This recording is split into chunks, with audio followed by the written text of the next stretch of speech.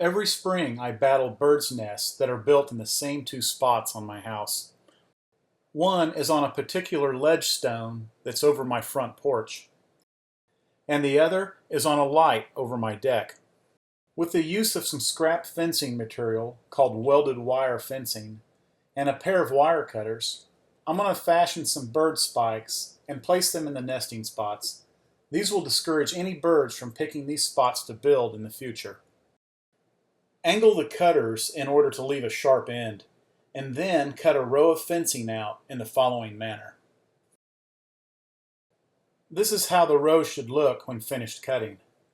The length of the row should be about 4 times the length of the spot being treated. Take this section and bend it in half. This doubles the row of spikes. Try to choose the bend location where the spikes will be evenly spread. Then, using the same process, fold it in half a second time. Next, crimp the bends on the double bend side using a pair of pliers. Trim the other ends even and twist together.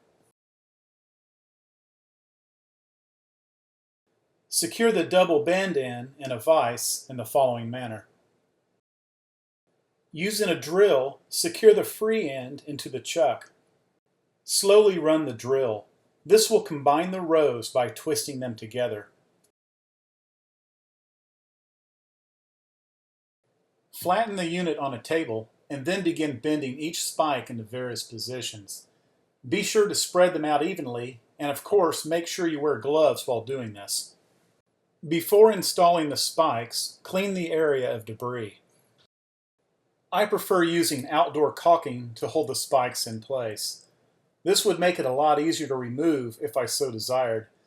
I may use duct tape in some areas, just long enough to get through the nesting season. The process for installing bird spikes will vary depending on the logistics of the nesting spot. Some locations will be easier than others, but the securing methods are ultimately up to the individual.